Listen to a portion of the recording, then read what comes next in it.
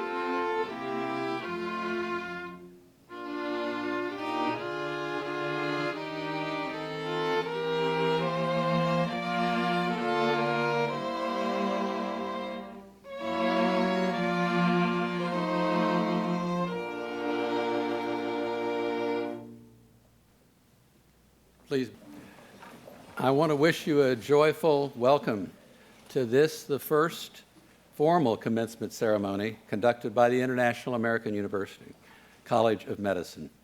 It is indeed a pleasure to have the family, friends, parents, spouses, significant others, but especially the graduates who are with us to participate in this first ceremony.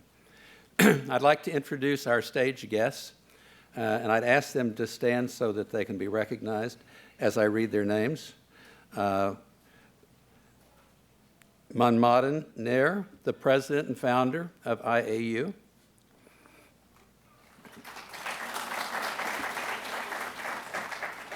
The Honorable Kenny Anthony, PhD, Prime Minister of St. Lucia. Cletus Carvalho, who is the Vice President and Chief Academic Officer. Dr. Paul Cherian, who was the first dean, a founding dean. Dr. Manish Nair, who is the Vice President and Dean of Clinical Medicine.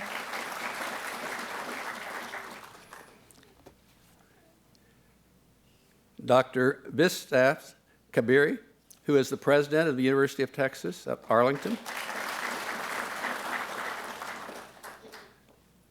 Dr. R.N. Singh, who's a member of the Board of Trustees.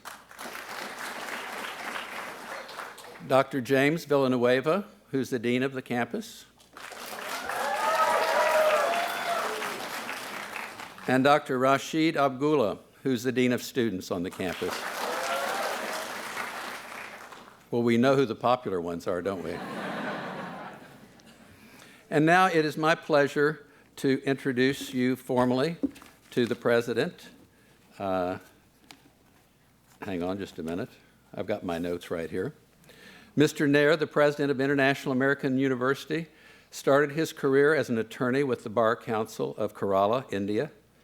He later completed his higher education in Management Information Systems from the University of North Texas and joined the U.S. retail giant J.C. Penney as a project manager. A leading community activist, Mr. Nair has served as president of the Federation of Kerala Associations of North America and General Secretary of the National Federation of Indian Associations. Mr. Nair currently serves as General Secretary of the Greater Dallas Indo-American Chamber of Commerce. A highly successful entrepreneur, Mr. Nair has established a network of healthcare companies in the state of Texas. He also has investment interests in other international medical schools. And please welcome the founding president of International American University, Mr. Manmadan Nair.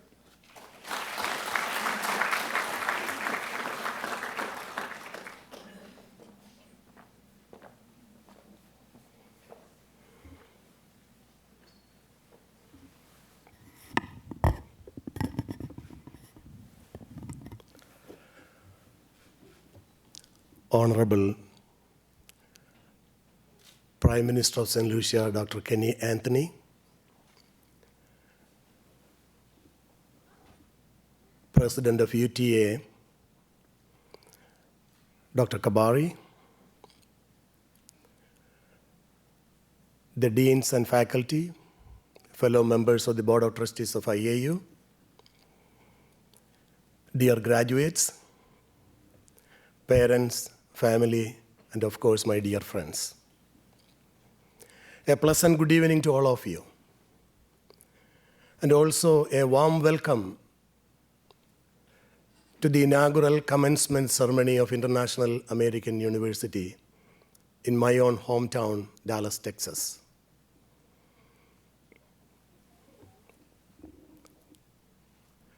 I want to take this opportunity to offer my hearty congratulations, my heartfelt, sincere congratulations to all the graduates, the alumni, the faculty and friends, and of course, to the parents who guided you, who made you, who allowed you to reach to this level. University commencements are always beautiful moments. It brings a lot of nice memory to cherish for the future. And also it reminds us to celebrate the glory of your hard work. And that's why we are here today.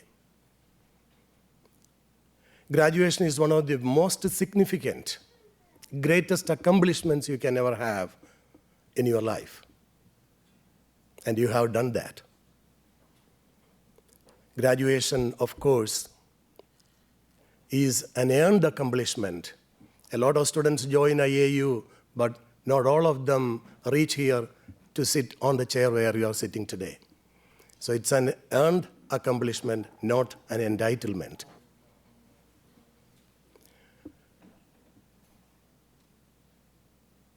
Your accomplishment shows that you have a character. The profession which you have chosen shows that you are good at heart, because you have chosen the path of serving fellow human beings. And above all, your USMLE score speaks for yourself. Your Step 1, Step 2 CK and CS clearly dictates that you are intelligent and you are mastered the subject of medicine. Friends and family, the students who are graduating today, these graduates, you must feel proud to know that they have gone through a program which is very demanding, very rigorous, and also the institution which they went through had also established some rigorous process to reach to this level. So we all owe you our deepest respect. And I applaud and salute you for that.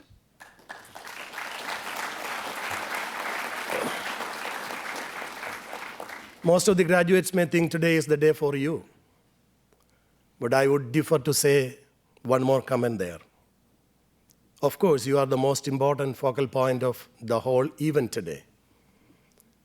But believe it, you had a team traveling with you, your family, your friends, and parents. They were always with you to guide you, to advise you, to encourage you, and more likely, they must have funded all your expenses. So they deserve, the parents, they really deserve a hearty congratulations from all of us.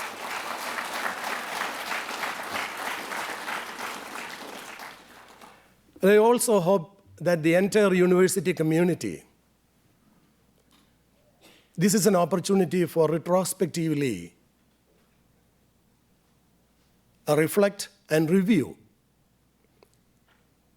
where we are today after 12 years.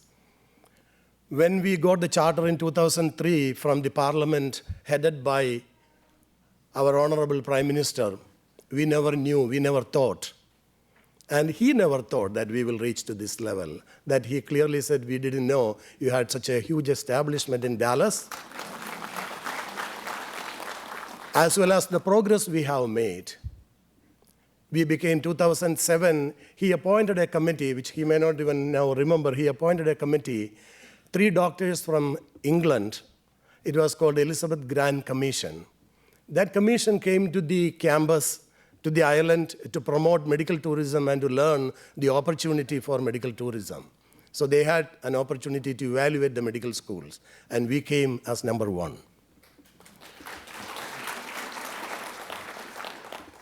Again, this commencement comes at a time when we are really restructuring the whole process to improve and become the best and the foremost natural choice of higher education in Caribbean. And with your support, I am pretty sure we will be there. The founders, especially I have to point at Dr. Cherian and also the board of trustees at that time. Now, my skills were actually in community activities. All my friends who are gathered here, you know that I could be the president of any organization, I could start new organization and take it to the level where I wanted to. That was my skill.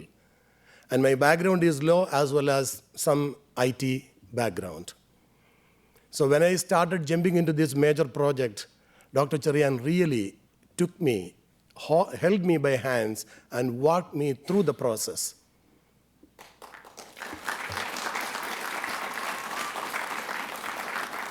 Many of the things I learned, how to question the faculty, what to look for when you interview a professor, what are the curriculum changes, and how it should be made, you name it, from A to Z. He was with me like a brother, like a father, like a teacher, and as much as a demanding dean.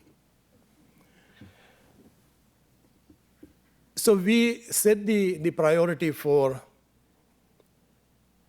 truly an international American university. When I say truly an international university, we wanted to have the true culture, the color of international combination of students, cultural combination of students in St. Lucia, where the campus is located. And we really accomplished that goal. The graduates are from various countries, and the only goal was to supply more physicians, the quality physicians, where there is a huge shortage of physicians in the healthcare system. And we have accomplished that. You know, in one of the books written by, the book's name is The Politics, Aristotle says, there are 2 inventions made by human beings, which is tougher and more complicated than anything else. One is the art of government, and the next one is the art of education. But both have something in common. Both is empowering. One is empowering the people, and the other is empowering the student. So the most greatest gift of education is empowering the student to think the way how to think at each topic what they are told, and how can they accomplish their goal through that thought process. Most of the graduates who are gathered here today, I know you started your career at a time when information technology was taking over the practice of medicine. And I guarantee you, when you go back to the practice in the lively world, the biggest challenge you may have is how to put your phone down when you are practicing. Your cell phone has become that much inevitable for you. The I2 gurus, experts are saying that without IT technology and equipment, you cannot even do the patient care. Nothing wrong with that, but make sure the patients are not digital widgets for you. They have feelings. They are creatures with very sensitive feelings, and they demand respect as well as intelligence. If you keep that in mind, I am pretty sure the tools you have learned through the campus, the experience you have gathered through the attendees, that will take you a long way. Even if you do that, there may be heartbreaking moments in your life. Even though you did everything for a patient, you may feel or you may face that the patient died. And even the most cautious, very careful physician can make mistakes, even though it is not deliberate. And after all, in the US, and now it is spreading to everywhere, if there is a malpractice suit against your practice, even though ultimately it may be an unwarranted suit, but still that will kill you literally. That will change you entirely, not to the best, but to the worst. And when you come home after hours of continuous care for a patient, your family, your children, they will be upset because you are not spending valuable time with them. But despite of all these things, there are certain great things about medicine. When I was in the campus, I told the students for the white coat ceremony, human beings are the most beautiful creations of God. And the doctors are made to serve them, to take care of them. So your profession is divine. What you do is divine. Keep it that way all the time. There are people still looking at you. They are ready to listen to you. And they appreciate what you do and what you say.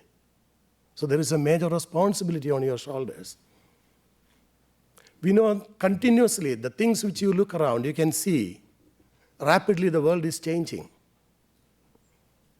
How the medicine was practiced 2 years before is not the way it is practiced now.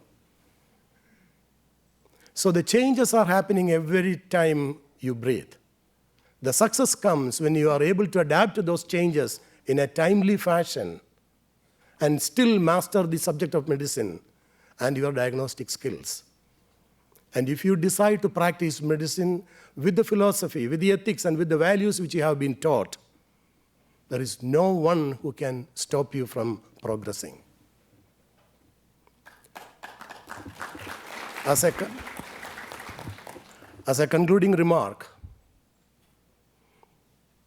I want to say that there are a lot of challenges against your service, against your profession, against your practice now. Mainly the system.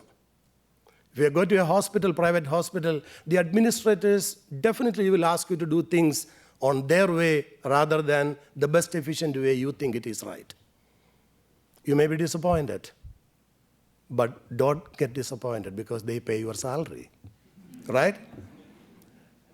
So what you need to do is do not blame the system. Let the system do not control you. You start controlling the system. How you do that? Today, you start thinking, making a decision that I will get involved with the system so that the best care for the best needs for the patient, I will be able to work with the system and provide. Please keep this with you. Do not stay away from the public system. Get involved, make changes so that the whole world will get better, your patients will get better, and you will benefit, your family will benefit, and the society around you will benefit. Once again, congratulations to all of you. All the best and good luck. Thank you for listening.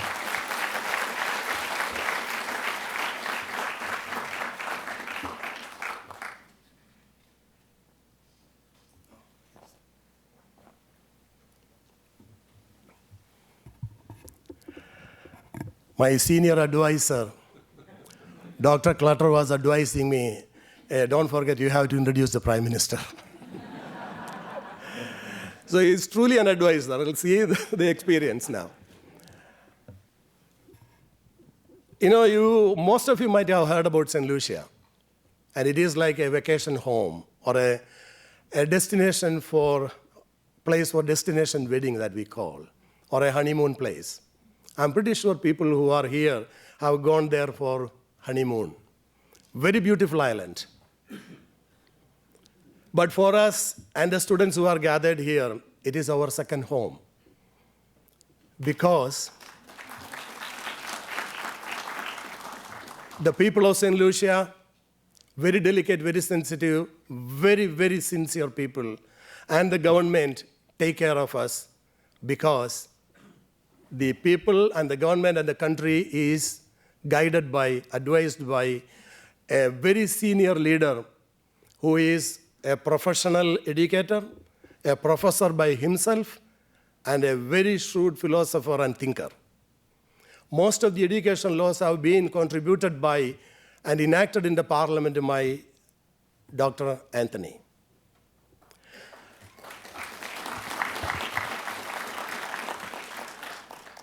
When we landed in St. Lucia after hunting many of the other islands to start the university, I think his vision, the only question he asked was, where are you going to start the medical school? And he asked us, if you can start in my constituency, you got the license, you got the permit, go and work with the system. And definitely we ended up in his constituency, and we are blessed to be there. At the age of 29, he became the education minister. Before that, he was a senior advisor to the education ministry. He has taught law in University of West Indies. He has a BS degree in government and history. Then he went along with his law profession, undergraduate, and then got his master's from University of West Indies, and ended up in University of Birmingham for his PhD in philosophy. Believe it, what St. Lucia is today is just because of this leader, and we wish him all the best, and we are really privileged and honored to listen to him today. Let me present Dr. Kenneth Anthony, who is the Prime Minister of St. Lucia, with all proud. Thank you very much.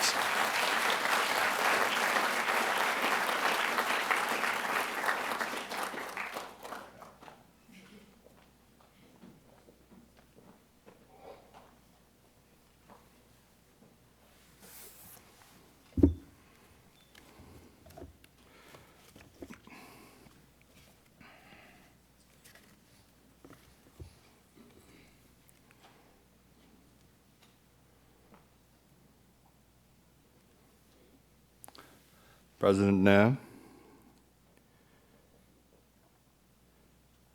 Dr. Kabari, President, University of Texas at Arlington,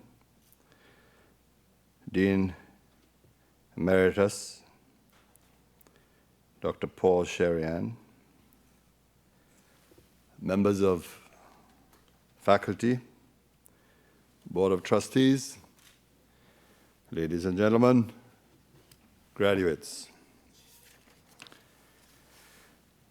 I'm truly delighted to be here in Dallas this evening to be part of your inaugural commencement ceremony of the International American University College of Medicine.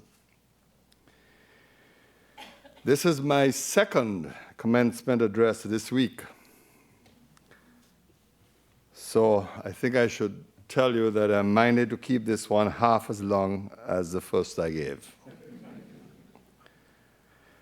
I suspect some of you may be tempted to ask, how long was the first? What I will say is that tonight, I'm guided by the story of former New York Governor, the late Mario Cuomo, who sought the advice of Father John Flynn, then president of St. John's University, on how to deliver a good commencement speech. Father Flynn is noted to have said the following: a commencement speaker should think of themselves as the body or the corpse at an old-fashioned Irish wake. They need you in order to have the party, but nobody expects you to say a great deal. If you've been to a few commencements, you may have heard that one already. And I hope no one construes this as a morbid joke. On the contrary, the emphasis should be that I'm really here just for the party. In any event, this is perhaps why so many graduating classes, when given the choice, opt for commencement speakers the likes of comedians, actors, and entertainers, so as to transform what might be a snooty shindigs into affairs more akin to Saturday Night Live. For instance, who can forget the classic first line of Harvard's 2001 commencement speech delivered by U2's famous Irish singer-songwriter? Quote, "My name is Bono and I am a rock star." Introductions should really be that short. Sadly, the closest connection I've had with a rock star is sharing a birthday with Elvis. That is January the 8th. Come to think of it, I should include such details in my bio. However, I fear that won't suffice, so perhaps I should stick to, "Hello, everyone. My name is Kenny, and I am a politician." It just doesn't sound the same, unfortunately.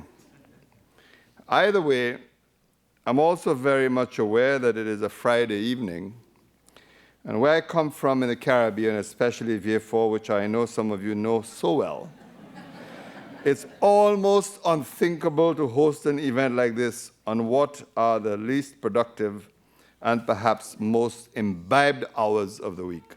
True or false? Good. For those of you who remember leaving Vieux-Fort for Gros Islet Friday night, you may get what I mean. And truth be told, I'd definitely like to compare some Texas barbecue to the grill down in St. Lucia. While I could score some great cool points with some of you by just saying congrats and return to my seat, given the time and effort of the journey over from St. Lucia to be with you here in Dallas, in deference to IAU, I do believe I should share but a few thoughts with you on this special occasion. First, I want you to know that this celebration tonight is completely and unreservedly deserved, and I'm pleased that we can come together to celebrate you. Everyone knows medical school is hard. I don't have to tell you that you've been through it. You have overcome fighting sleep, the caffeine drinks, staying up as the night tended to infinity, the memorizing of the thousands of facts as your brains inched to zero, the cramming of the nth detail at 3 in the morning. Medical school is truly hard, but you have proven that you are harder and more durable than it, mentally durable. On the other hand, your pockets and that of your parents may be far less durable at this point in time. Medical school is very much like some medical treatments. You spend tens of thousands of dollars to receive even more pain. So while your parents continue to lick their proverbial wounds and you prepare to mend the financial holes or chasms created, I congratulate you on your achievements thus far.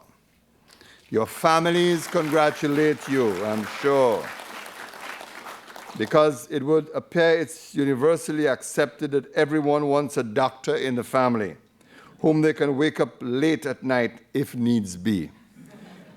It's part of the payback. Either way, you're on greater and grander things. Most of you have already moved into internship or residency across the United States and Canada, in Georgia, Illinois, Arizona, and South Dakota, wherever the case may be.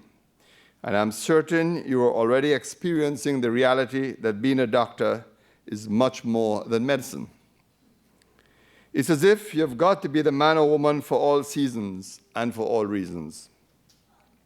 You must first find patience for patients. You must nurse the egos of the nurses and at times administer hope to hospital administrators. You are managers, guidance and grief counselors, dietitians, advocates, role models, and some of you will become heroes. Heroes in people's lives, heroes in scrubs. And I don't use the word heroes lightly. In the face of increased globalization, we were reminded last year that our interconnected world means interconnected disease.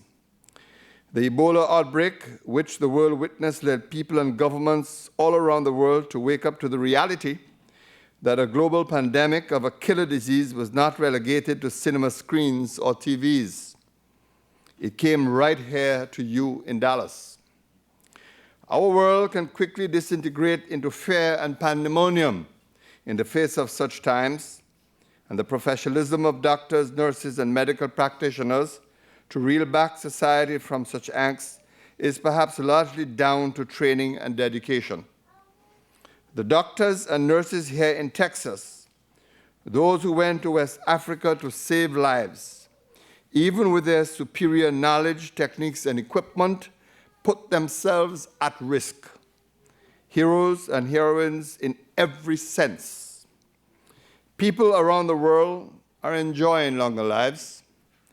The mission now is to extend these lives even more, but also improve the quality of these extended lives. There indeed comes a point where long life appears not so great if it cannot be enjoyed. This is the age of aging. We are told by the demographers that by 2030, 34 countries will have over a fifth of their populations over the age of 65. By next year, I'll be adding to St. Lucia's pool of over 65. It brings to light that while people live longer, they're also being exposed to longer periods of suffering. And while some of you may go into fields that would see less of these trials, for instance, like pediatrics, or deal with joys and miracles of childbirth, many of you will have to deal with the wrinkly, long-suffered folk of my generation. Many of you will have to deal on a regular basis with how to provide comfort to people in their last days. The obvious challenge as a professional, but ever more so as a medical doctor, then becomes, how do you deal with those emotions?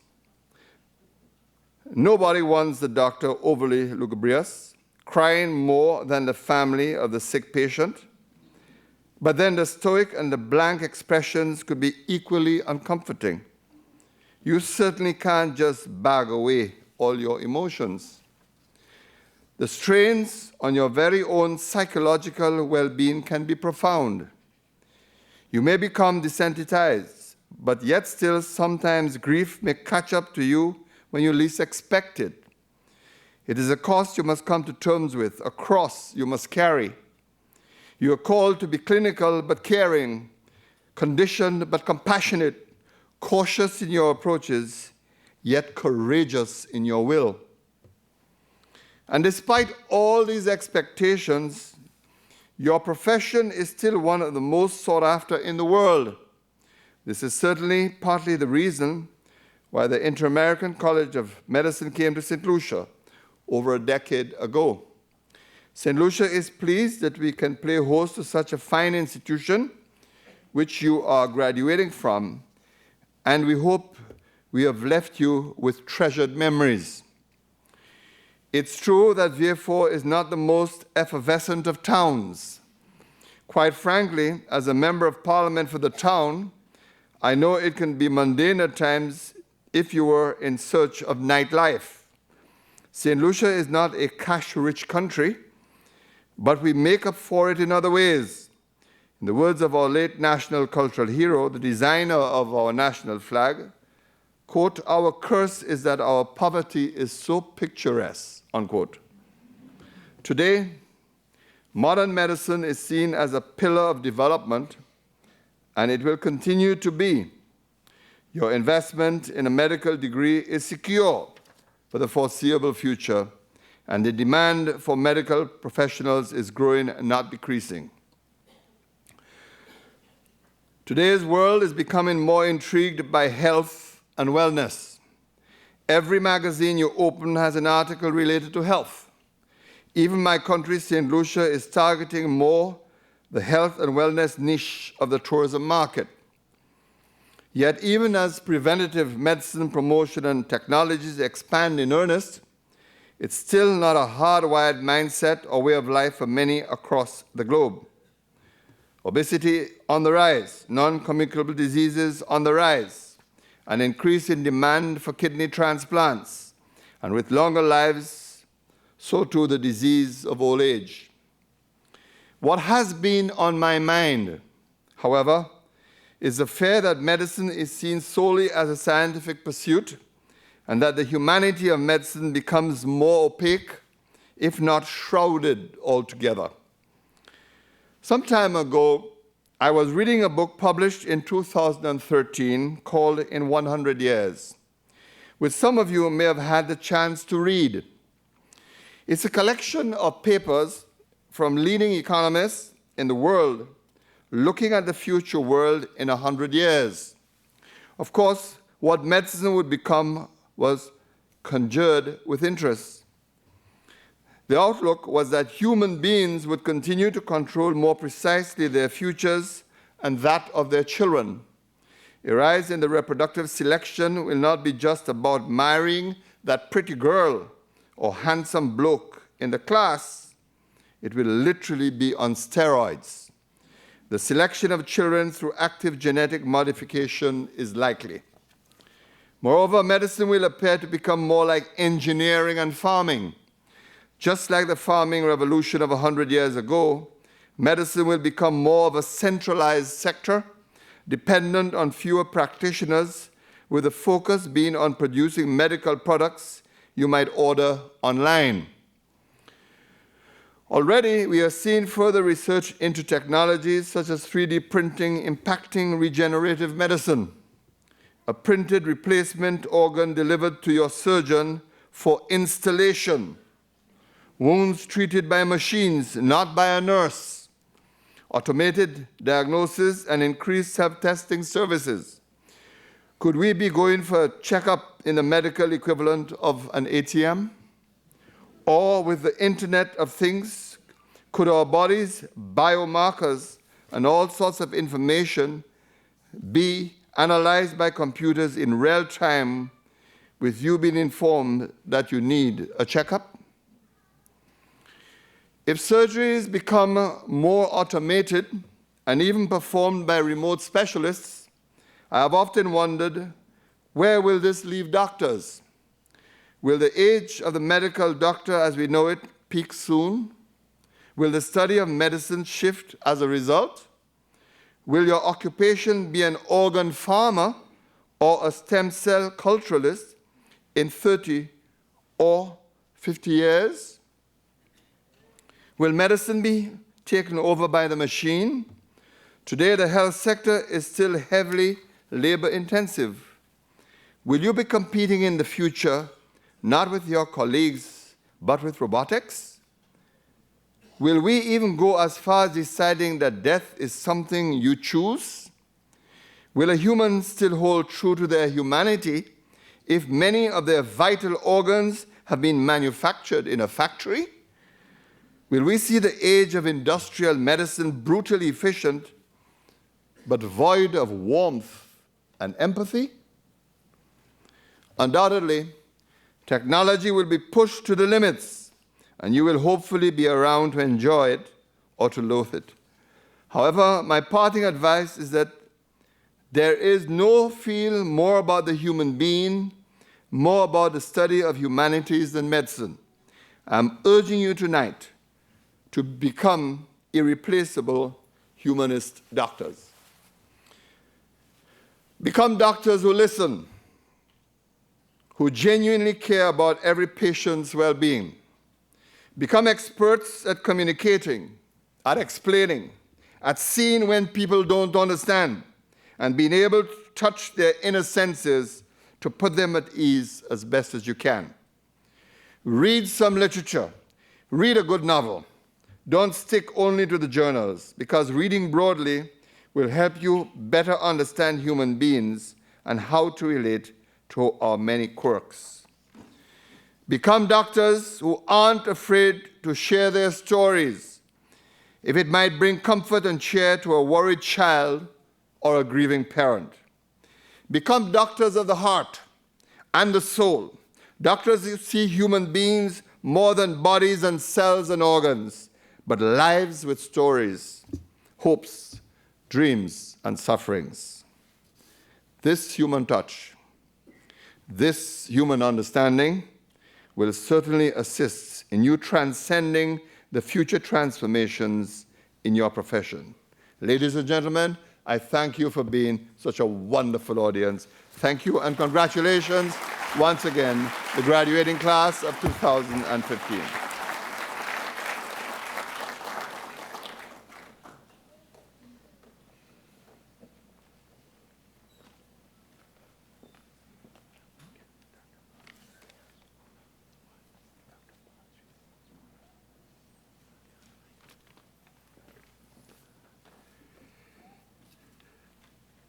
Thank you very much, Dr. Anthony. That was a wonderful speech. I'd now like to call upon Dr. Carvalho and President Nair to present the degrees.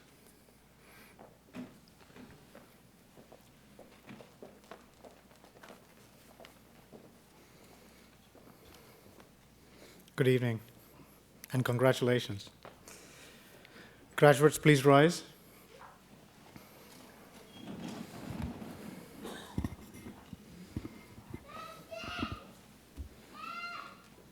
President Nair, these candidates have completed all requirements as directed by their faculty, and the faculty have certified them as being eligible for the Doctor of Medicine. It is my pleasure to present them to you for conferral of their degrees.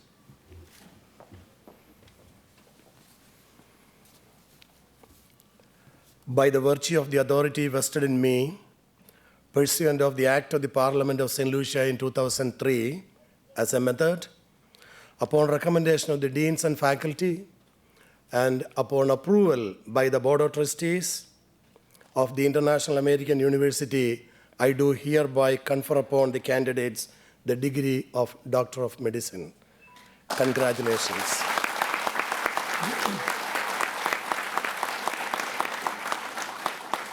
Please be seated.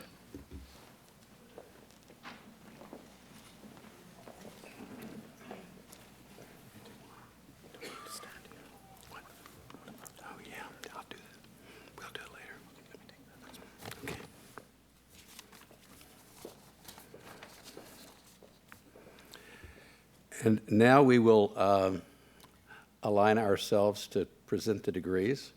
So Mr. Nair and Dr. Carvalho, Mr. Nair and Dr. Anthony, you should go up and you'll be presenting the degrees.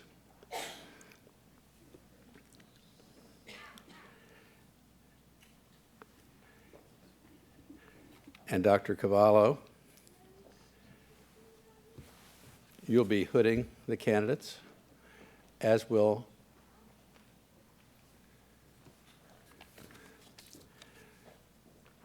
Dr. Cherian. And Dr. Cherian, we have a special podium for you, in case we have a tall graduate.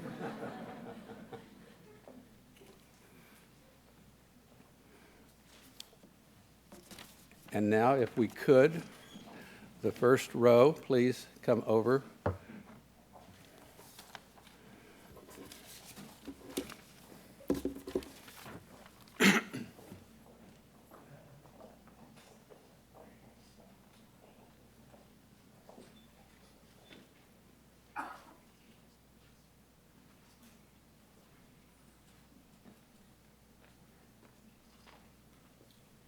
And we will name the graduates one at a time. I present Melissa Boisjoli.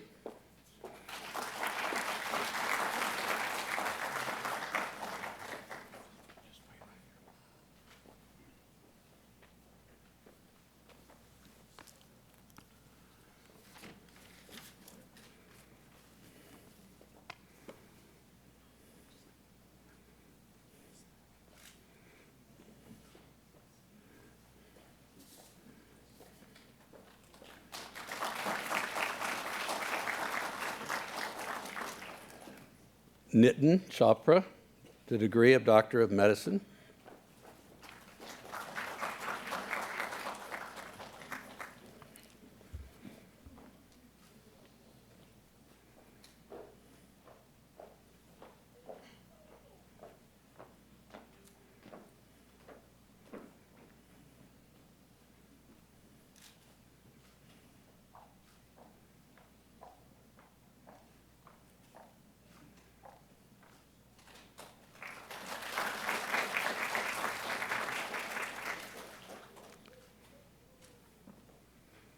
Trevor Cook, the degree of Doctor of Medicine.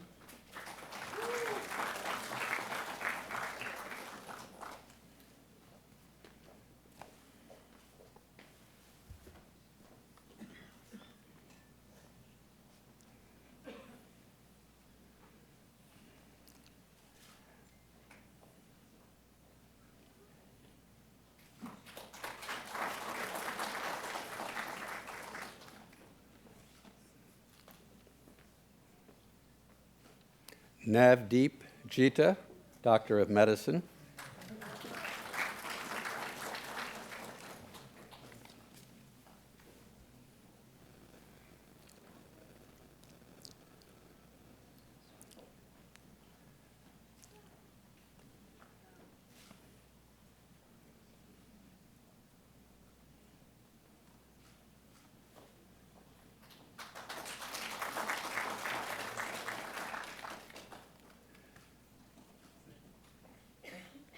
Susan Joseph, the Doctor of Medicine.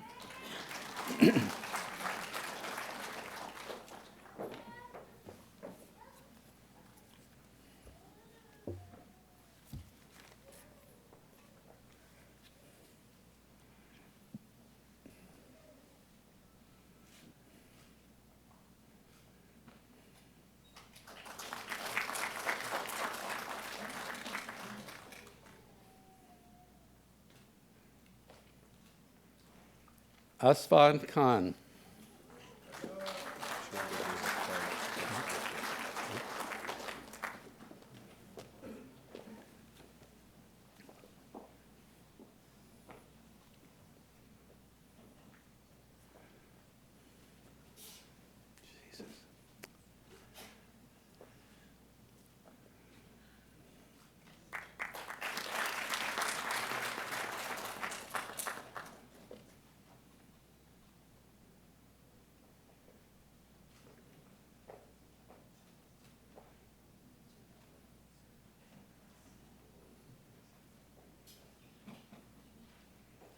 Grace Komalafi, Doctor of Medicine.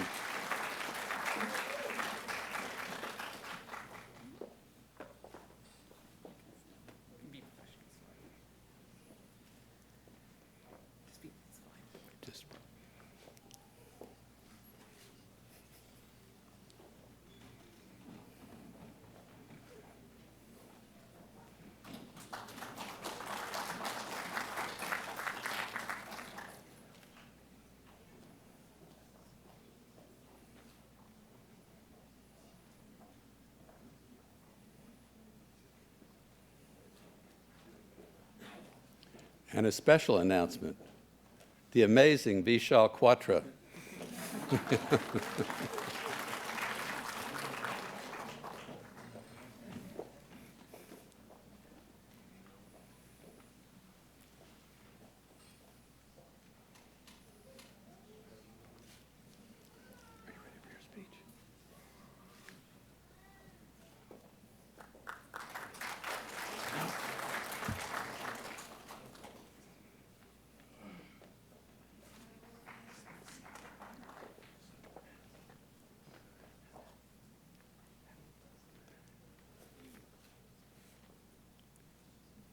Anne Kwan, the Doctor of Medicine. How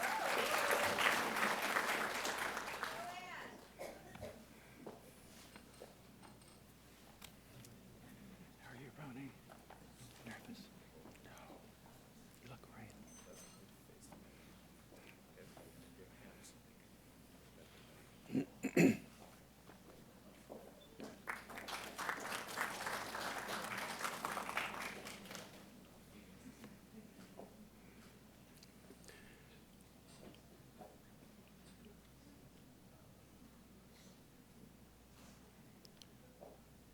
Roni Methai, Doctor of Medicine.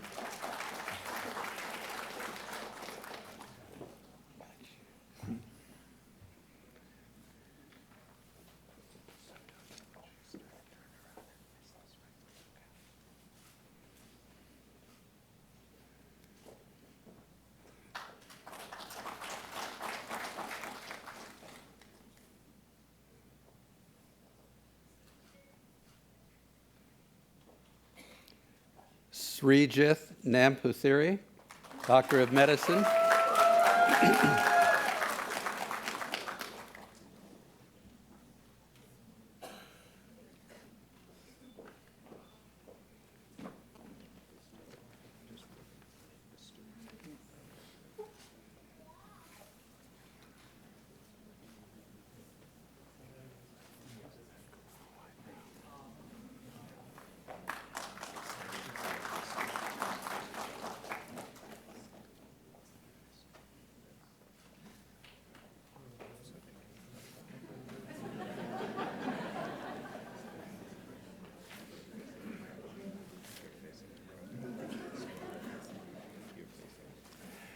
Samidia Zwankweli.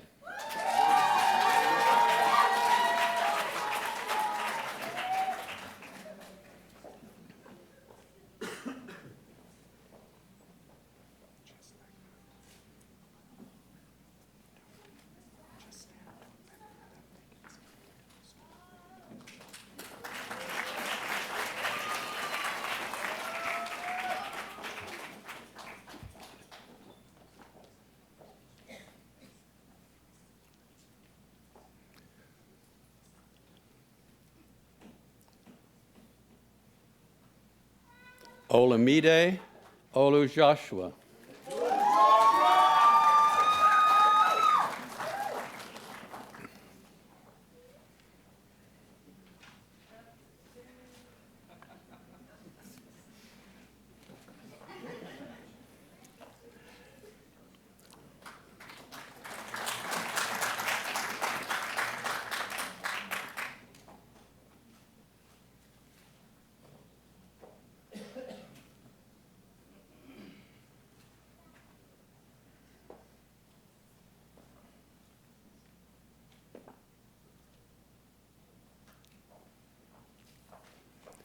Glenn Oriafo, Doctor of Medicine.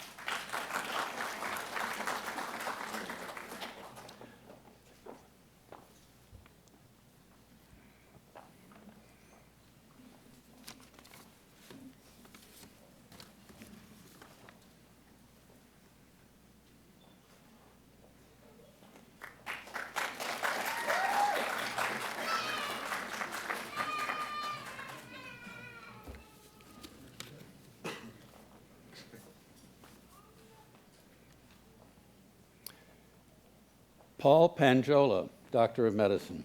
Pantoja. Pantoja.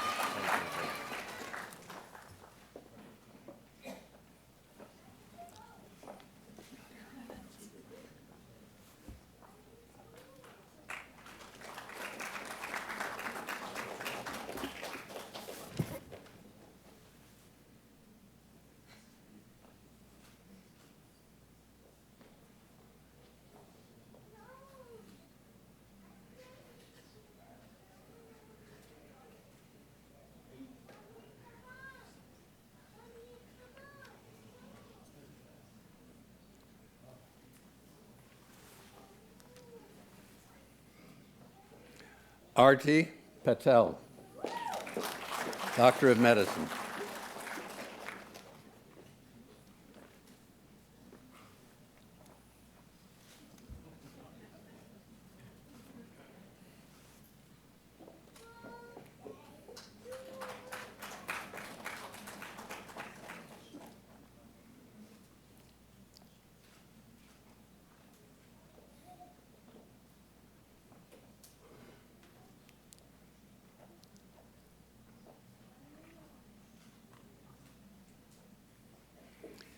Hannah Kazin, Doctor of Medicine.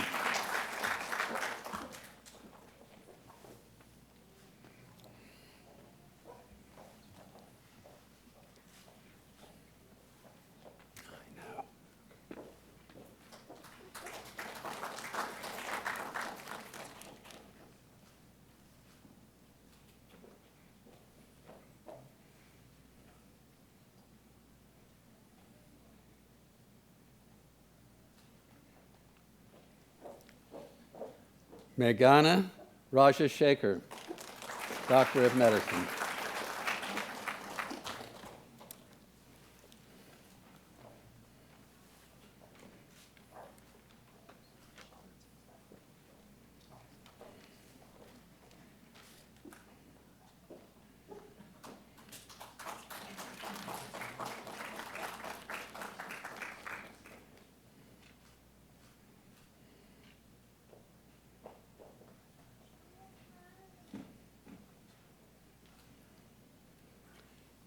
Rajani Ravi Radha, Doctor of Medicine.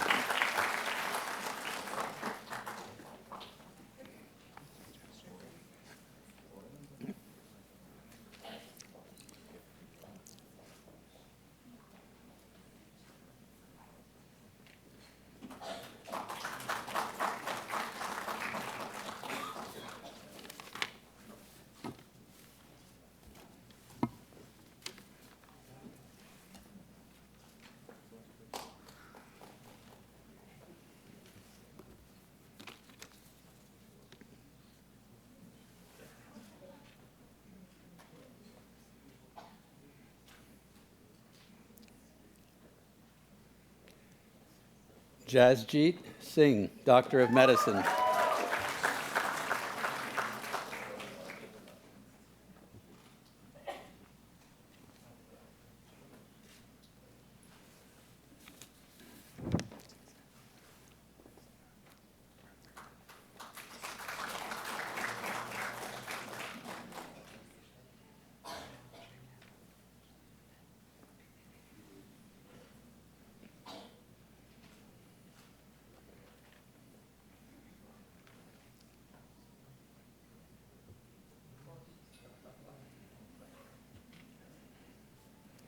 Mayanka Singh, Doctor of Medicine.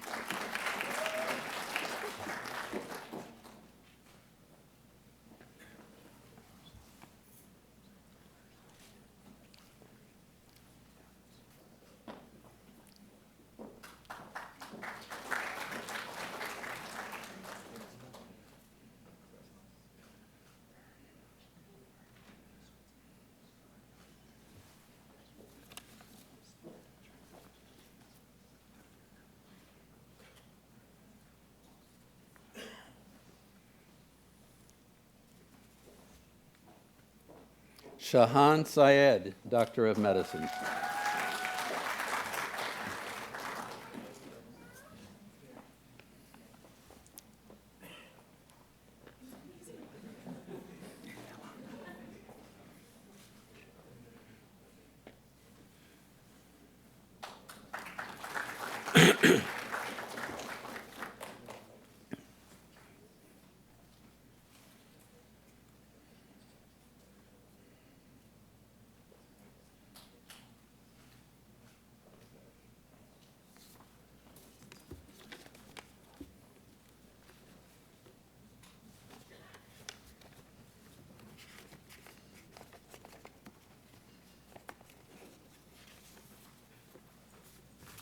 Julian Balan, Doctor of Medicine.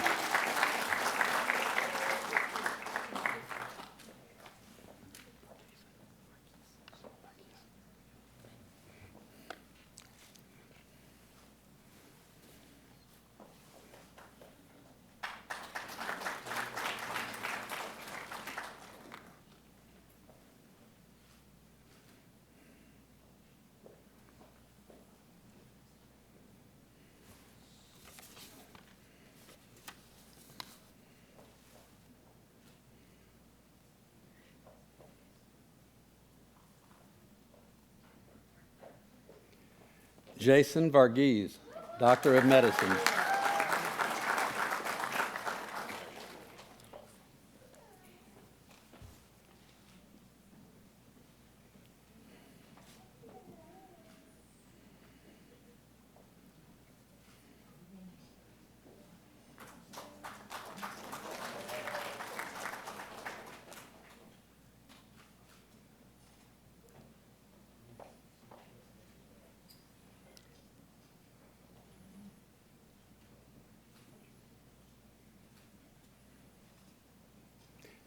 And the last shall be first. Aisha Waheed, Doctor of Medicine.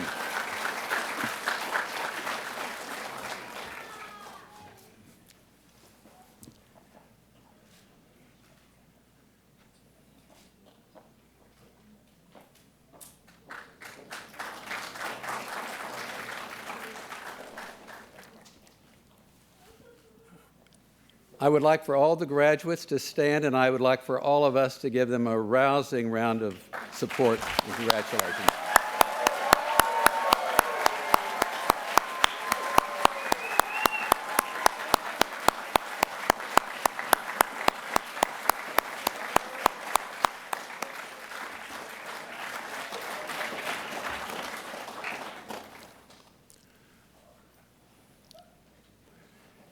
And I would like to, we can be seated. Dr. Carvalho, if you would lead the group in the Hippocratic Oath. You're supposed to repeat after me, right? Yes, repeat after you. All right.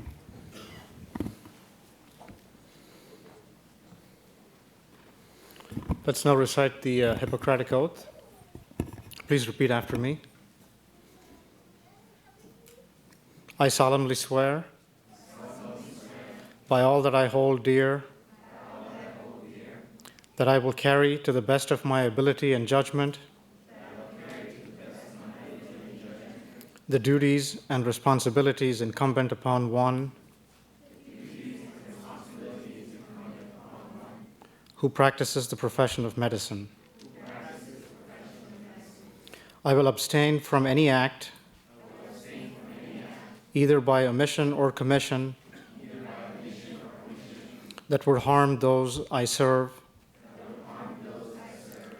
and never will I betray the confidence of those who place their trust in me.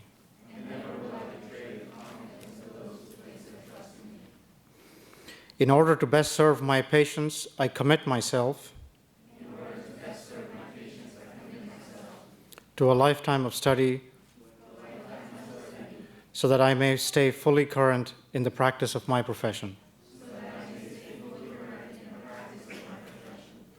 With full understanding of the special place of trust physicians hold in the hearts and minds of their patients, I dedicate myself to the service of all who seek my care.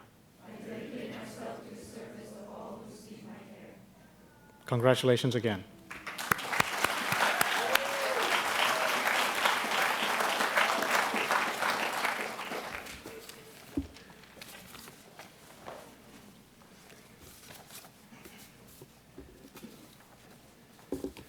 It is my pleasure to introduce the speaker for a special address. This is the University of Texas at Arlington president, Dr. Karbari. Like our graduates today, he moved across the world in pursuit of his educational and career goals. He earned his bachelor's and master's degrees in civil engineering from the University of Pune in India. He completed his PhD from the University of Delaware. He has authored and co-authored over 460 publications, holds 1 patent, and is principal or co-principal investigator on over $37 million in research projects. After building upon his career as a faculty member at the University of Delaware and the University of California, San Diego, he served as provost and executive vice president of academic affairs at the University of Alabama in Huntsville.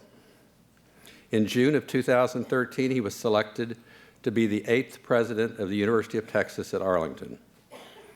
The University of Texas at Arlington has a total enrollment of over 50,000 students. Its students represent over 120 different countries and are working towards one of 180 different bachelor's, master's, or doctoral programs. The University of Texas at Arlington has over 190,000 alumni, and 60% live here in North Texas. We've been fortunate to have a few University of Texas at Arlington alumni join the MD program, and we look forward to helping more of their graduates realize their dreams of becoming a physician. Please join me in welcoming Dr. Vistap Kathari President of the University of Texas at Arlington.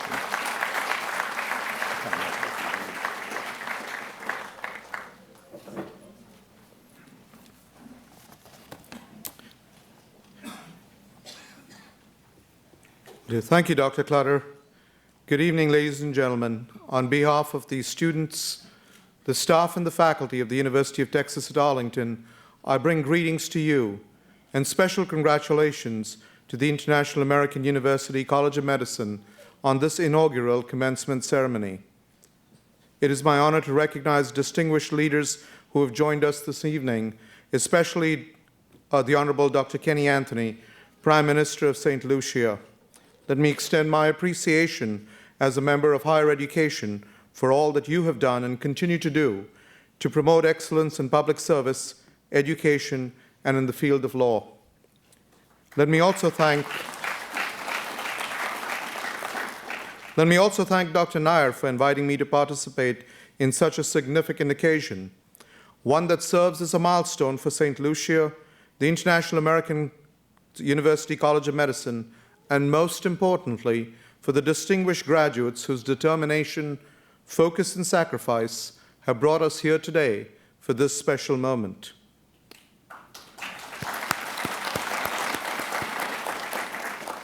One of my favorite authors, Richard Bach, wrote, "Of course there's destiny, but destiny doesn't push you to where you don't want to go.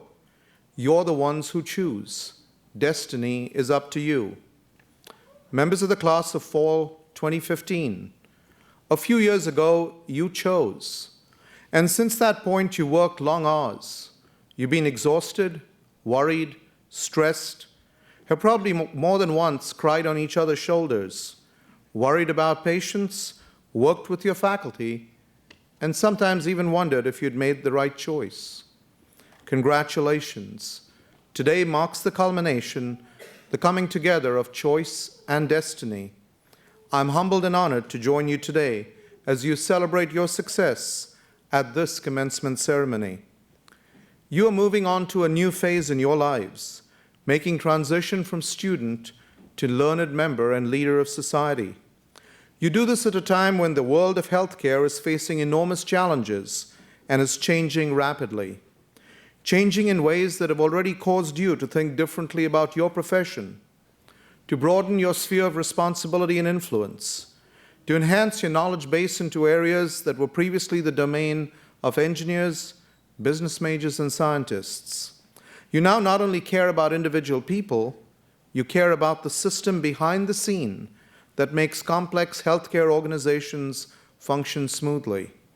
As our healthcare system evolves, as it moves away from being primarily hospital or provider-centric to one centered on the combination of patient, family, and public health, you will play a more important role than ever before.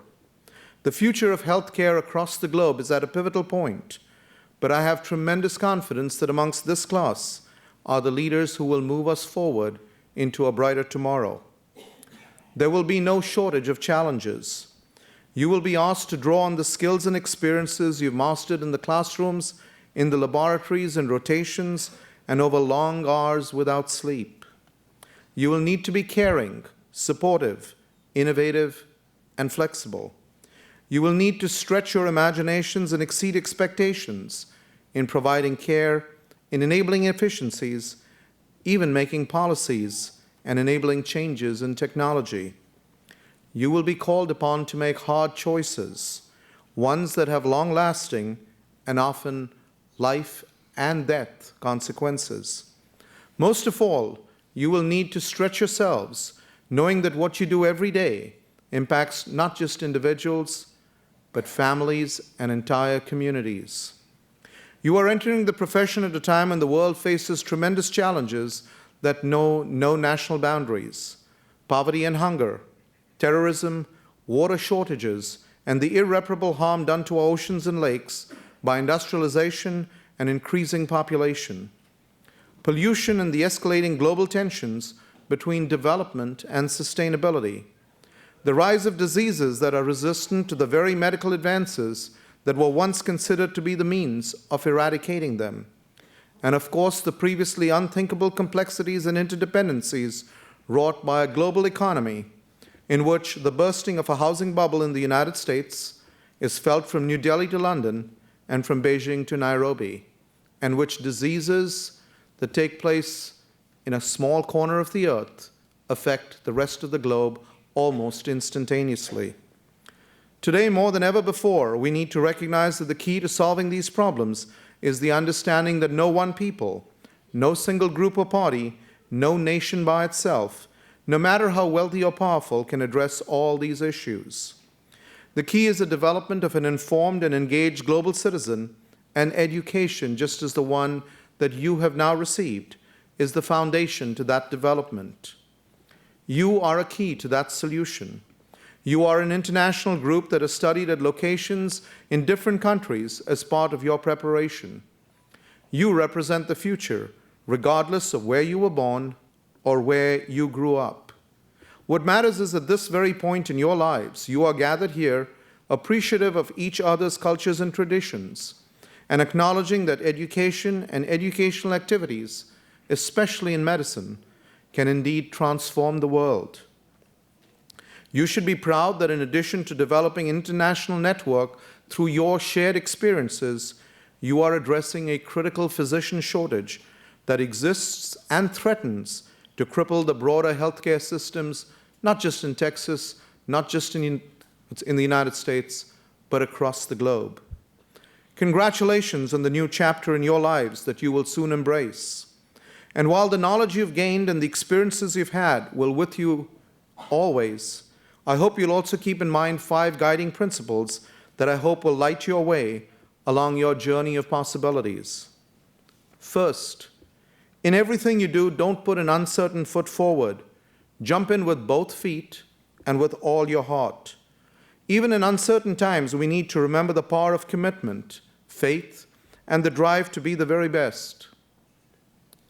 Richard Frostbury, arguably one of the most influential athletes in the history of track and field, for his revolutionary back-first method of high jump, when asked whether he was afraid of trying something that went against everything that at that time was held correct, a technique that had the jumper go head first over the bar, just responded, "I threw my heart over the bar and everything else followed." And yes, it does. When we throw ourselves wholeheartedly into something, there are no fears, no obstacles, no barriers that can hold us back. Second, be a lifelong learner. We live in an information age where advances are being made at a pace faster than ever before. Diseases thought incurable 5 years ago are now controlled and are considered treatable. Diseases that we thought were eradicated a decade ago are unfortunately coming back. Just as cars lose their value the moment we drive them off the lot, we find ourselves behind the curve the moment we stop learning. Continuing education is no longer a pathway to opportunity and success, it's a prerequisite for success. Keep current, learn as much as you can, create new knowledge, always be at the forefront. Third, build community wherever you go. I encourage you to seek out real-life opportunities to be invested in your community. As physicians, this is both a responsibility and a tremendous opportunity. The industrialist Henry Ford said, "Coming together is a beginning. Keeping together is progress. Working together is success." You can be that force within a group that unites diverse people around a common cause, medicine and health, in a way that makes lasting bonds within a group and a positive impact in the world around you. Fourth, be thankful for what you have. Thank people every day. Thank your parents, especially today, your spouse, your children, your friends. Thank them for the small and the everyday things they do for you and for the things they don't do. Often it's what they don't do that makes your life easier. Appreciation is a very powerful force. It boosts morale. It shows that we recognize effort. It motivates. Ordinary people do extraordinary things when they feel appreciated. The fifth and guiding principle comes from one of my favorite authors, Richard Bach, who wrote, "When you have come to the edge of all light you have and step into the darkness of the unknown, believe that one of two things will happen to you. Either you'll find something solid to stand upon, or you'll be taught how to fly. As you move on to new adventures, believe in yourselves. Believe that you are ready to fly. Tonight is a very special time. It's a time of transition and one of celebration. Today you have in your minds, your hands, and your brains all the knowledge that you've learned and accumulated. Tomorrow you bring to that world, through a very different set of eyes, that knowledge as you commit yourself to transforming medicine and the delivery of health care on an international scale. So for today, congratulations and well done. For tomorrow, good luck and Godspeed.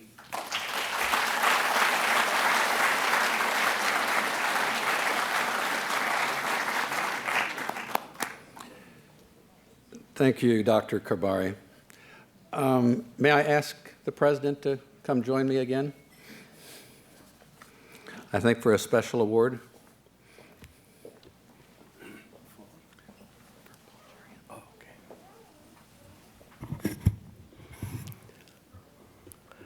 During my initial address, I was mentioning about an individual who really made me travel this far and accomplish this goal and stand before you like I am. He is nobody other than Dr. Paul Cherian, who was our founding dean.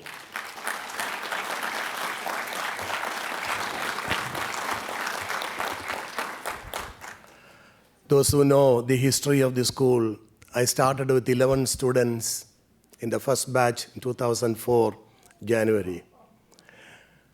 Unfortunately, 1 or 2 students after the first semester disappeared. So left with the 9. Second semester, we tried our best. No students came.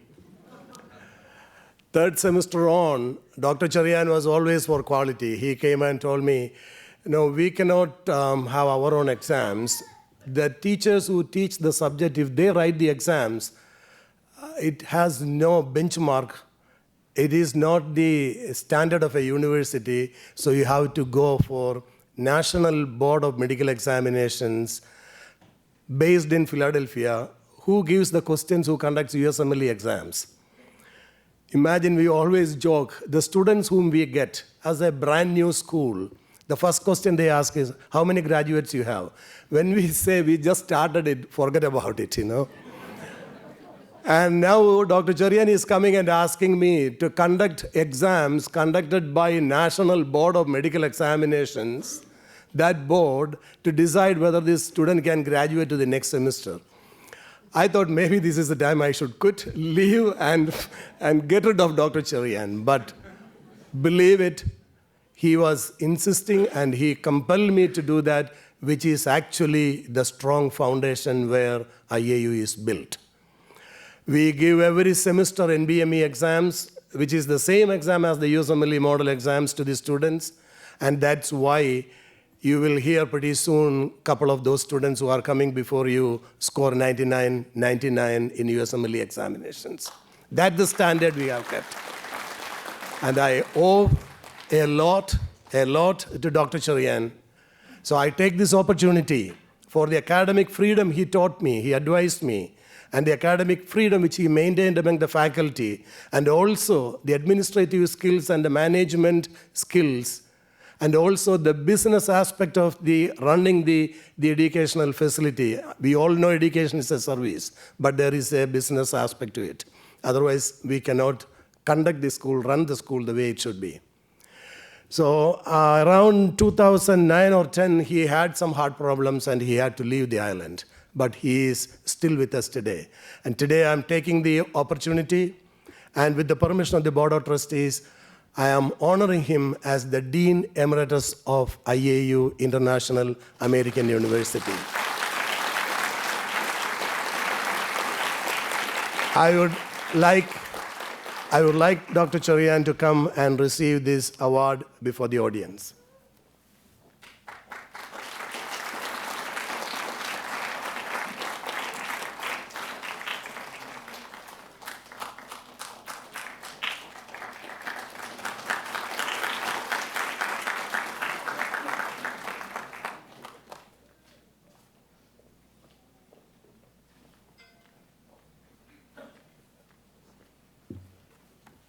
Thank you very much, Mr. Nair.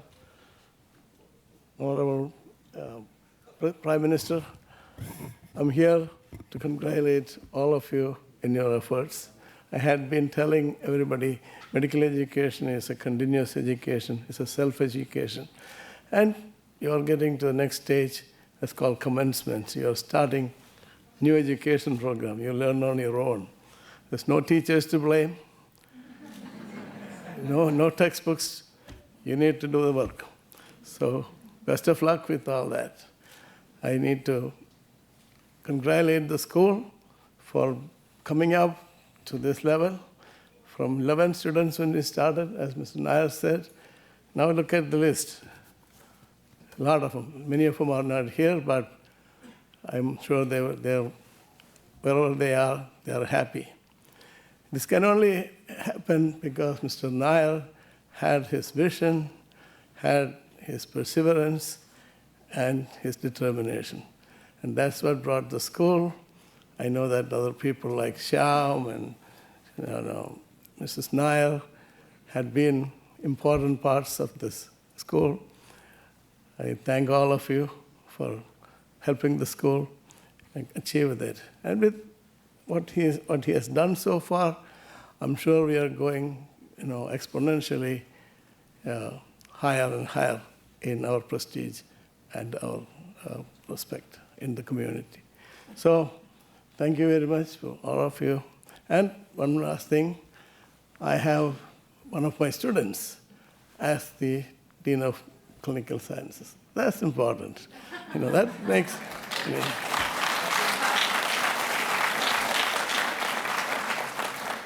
Any teacher is at his best when his students do better than him. So I'm happy that you're going to do better than me. You're still doing better than me. So congratulations. Thank you very much. See you all. Thank you. Thank you, Dr. Cherian. We now have some special announcements and distinctions to make. We want to honor 3 of our distinguished graduates. And the first one that I'm going to mention, unfortunately, is not with us today. But I did want to mention him, too, because he isn't here, and he did graduate with this class. His name is Jeffrey Schachter, and he hails from Winnipeg, Manitoba. He graduated from the University of Winnipeg. He passed the USMLE Step 1 on the first attempt with a 264. And he passed the USMLE Step 2 CK with an increased score of 265. They're amazing scores. He will be completing his neurology residency at the Virginia Commonwealth University Hospital. So please give a round of applause for Jeffrey, even though he's not with us. And now I would like to introduce our other 2 people who are listed in the program, and they will be speaking with us. The first one is Ann Kwan. Ann, if you would please come up.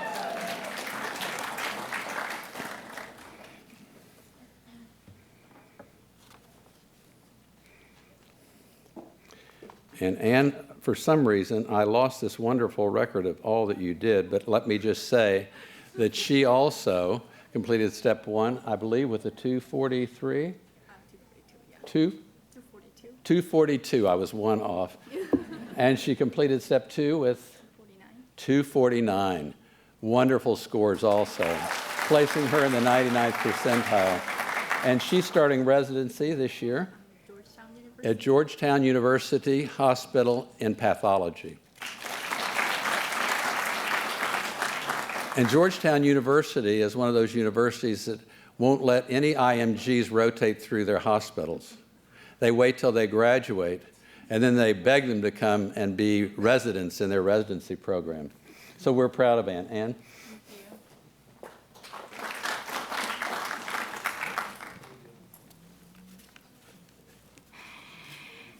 Good evening. Good evening, friends and family of alumni, fellow graduates, and IAU members, and special guests. What a glorious day wearing tailored regalia, receiving diploma which will be framed, and getting ready for the new adventures. But as we are celebrating, we are all probably thinking, what a heck of a journey it was. We all began our journey with a certain degree of unknown and fear. But in the end, we worked hard together, and we are all here. But graduates and alumni, today, we shouldn't just celebrate our own success and victory. We must recognize the hard work and support that we have received from our family, friends, and everyone at IAU. Because they have shed their own portions of sweats and tears, and of course, Dr. James and Dr. Rashid know how difficult it is to teach students. Be proud, but let's remain humble and grateful of the opportunity that were given to us. Show our appreciations tonight to those who believed in us and encouraged us. Cherish all those memories, training, and challenges, because these challenges will help us become a better physician for tomorrow. And our beloved friends, family, and IU staff and special guests, please cherish those memories that you have shared with us as well, because our journey has just begun, and we would love to have your continued support and encouragement and guidance. Thank you, everyone, and congratulations to every one of you for making this happen. Thank you.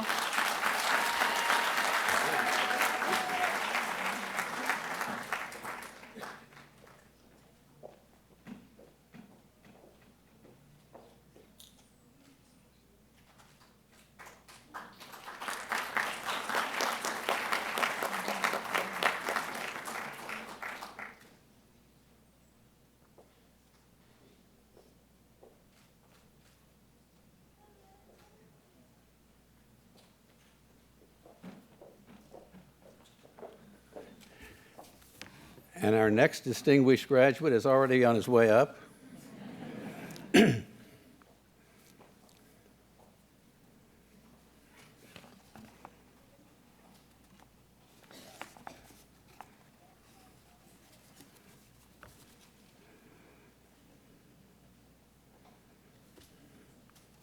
Please come up.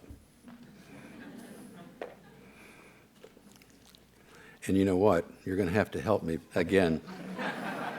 So remind me about your 258, 262.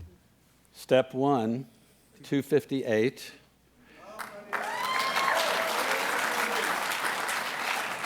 Step 2, 62. 262. These are great scores.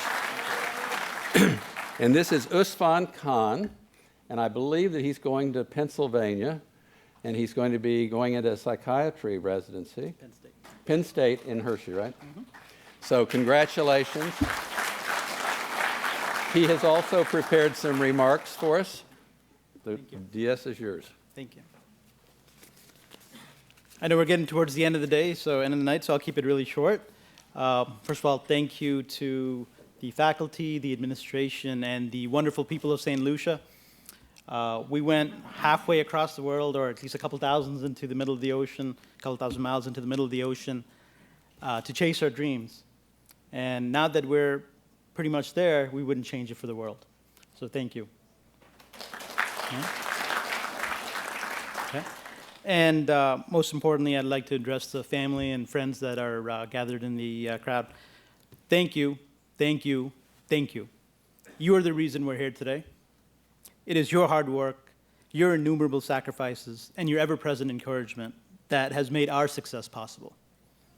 My own parents left a relative life of luxury in Pakistan and immigrated to the US in '86 so that my siblings and I may have a brighter future. From 1986 to even now, I've seen them work harder than anyone else I know. From Popeyes, still my favorite fried chicken, to moving, to RVs, from working in fast food to running your own company, you taught me that working hard and dignity are inseparable. Your work ethic has been unimpeachable, and I've seen you lose yourself so that I may find my own calling. Like many of us, like my fellow graduates, my path has been circuitous, to be sure. So many ups and so many downs. But through it all, you've been right by my side. So whether it was words of wisdom, prayers, or money, and this path requires so much money, right? You gave all freely, so I could carry forward. So Amin Abu, this night is for you. Right?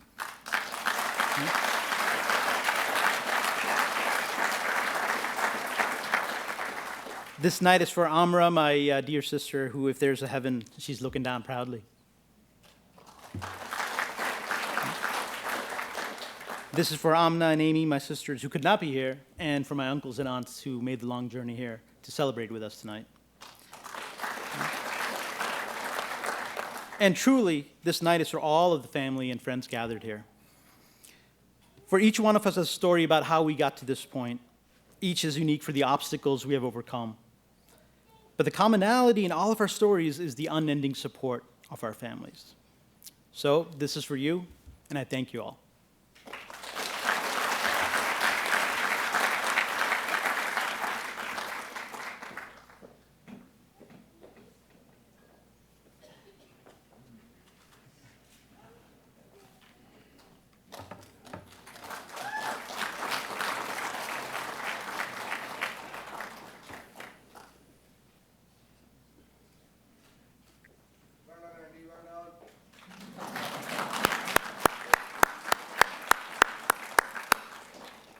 Well, as we bring this wonderful event to a closing, I would like to suggest another round, a final round of applause for the graduates.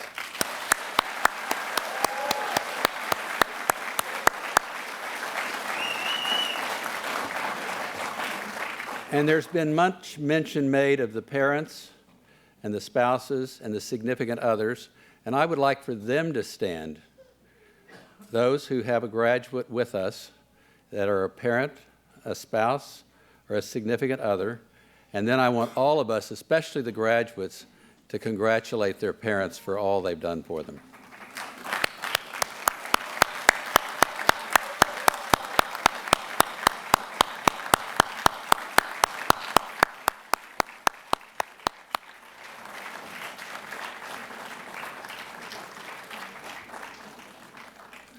You can be seated, please.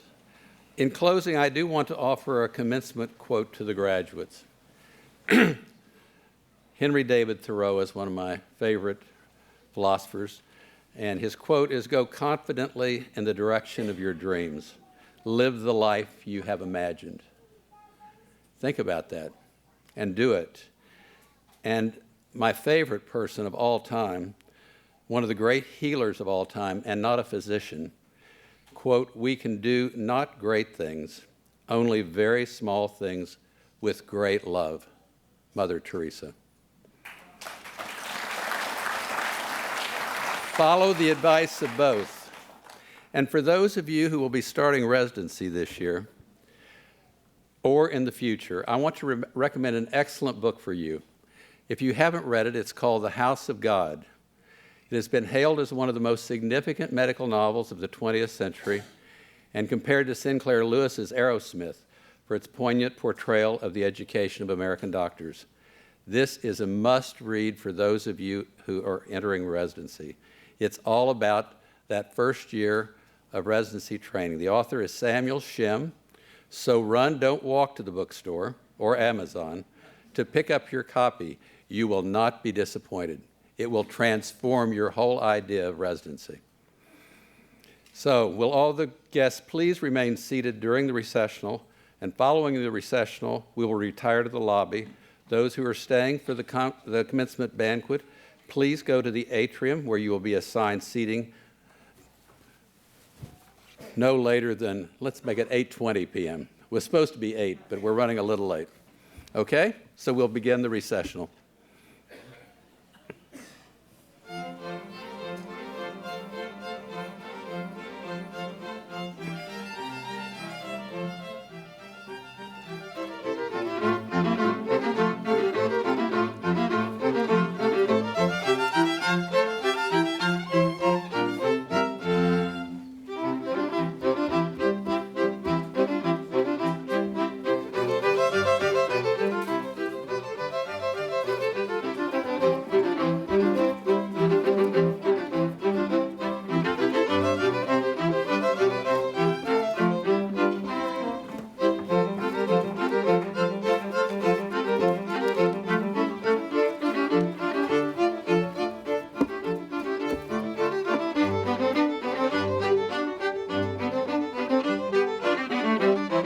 you.